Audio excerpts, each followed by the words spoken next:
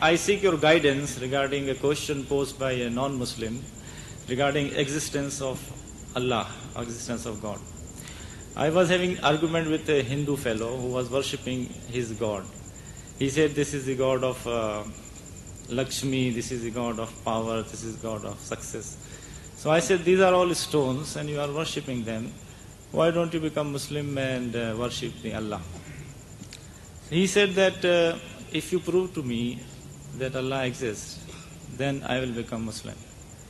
I told him that God has created you, God has created me, He has created the entire world, the mountains, the sky, the earth, the sun, the moon. And so God is there. He said these are all the indirect evidences of existence of God. He said if you give me some direct evidence of existence of God, then I will become Muslim. I told him that okay, if you are not convinced with this, then you tell me what is the direct evidence of God, existence of God. Then he said I don't have, that's why I am worshipping these gods, so many gods. So I seek your guidance in this connection. What should I tell him now? You see, it depends upon the capacity of the individual. Everyone, you haven't got a pet set line of arguments, debates. The person, what are his capacities, understanding? With regards to the existence of God, the very simplest of thing is, it says God exists because we exist. Allah tells us in the Holy Quran a line of approach. He says, كَيْفَ تَكْفُرُونَ بِاللَّهِ? How can you not believe in Allah? See, if this man is an educated man, really educated, not just, a fellow who's passed class 1, 2 or 3 and he can speak English, but really he's got some sense in him. He's reasoning with us, Allah is reasoning with us. Say, كَيْفَ تَكْفُرُونَ بِاللَّهِ? How can you not believe in Allah? وَكُنْتُمْ أَمْوَاتًا. Seeing that you were non-existent, you were dead, non-existent. فَأَحْيَاكُمْ, and you brought you into being. ثُمَّ يُمِيتُكُمْ, and will cause you to die. ثُمَّ يُحْيِيكُمْ, and will bring you back to life again. ثُمَّ إِلَيْهِ تُرْجَعُونَ, and to Him will be your return. So he's setting a thought process. Think back. If this man has got sense, he says think back, man. Today we are having what is called a population explosion. We are on the world today about 5 billion people. If you can grasp that 5 billion today we are on earth. He said, no, I know that. Population explosion, they're trying to say different countries, reduce your birth rate. It's a population explosion. But as you go back into history, the population starts dwindling. Until, let's say, 6,000, 10,000, 50,000 years ago, you come to almost nothing, a pair.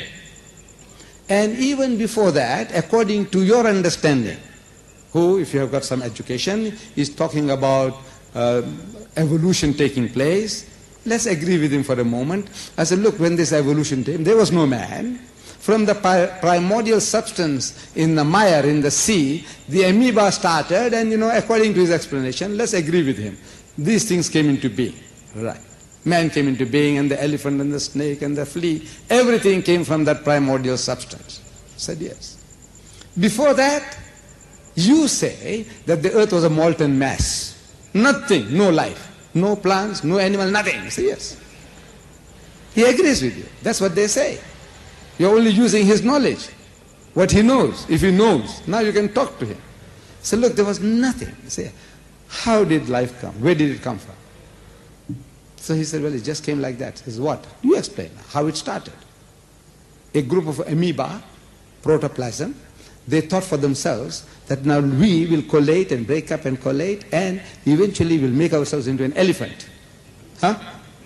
Is that what they did? This another group says, I will make myself into a gorilla. Another one says, I'll make myself into a monkey. Another one says, I'll make myself into a chimpanzee. Another one says, I'll make myself into a donkey. Another one says, I'll make myself into a pig. Come on, tell me now. They thought out all these things.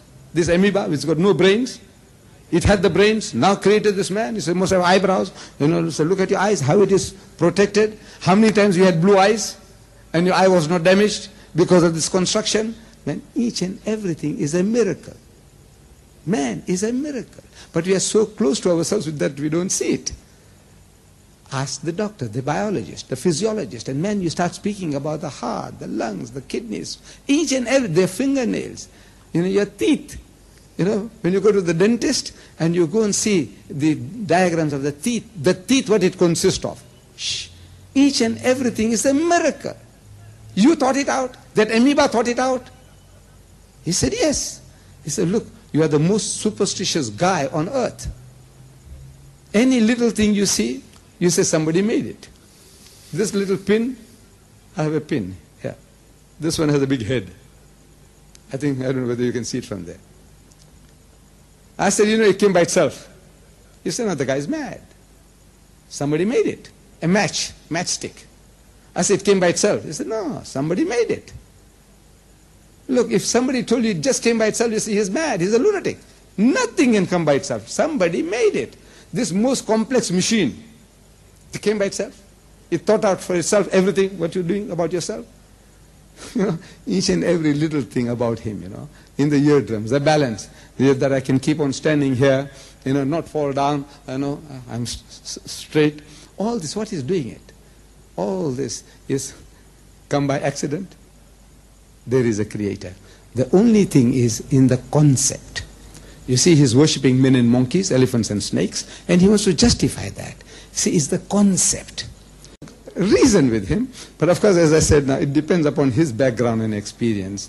I can't just give you a pat answer. Say, look, just tell him this, and he'll be satisfied. You got to find out from him, like suppose now I had a chance of meeting the fellow, and as soon as he starts opening his mouth, I said, what is this, man? So everybody, you have to deal with them individually, according to the background and experience.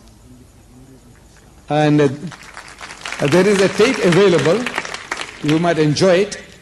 Tape available from Hinduism to Islam. In other words, I'm explaining my people, ancestors were Hindus, and how we became Muslims, and from what to what. And it explains all this, most of this, what we are, this problem. Show him, he'll enjoy it, and inshallah you'll also enjoy it.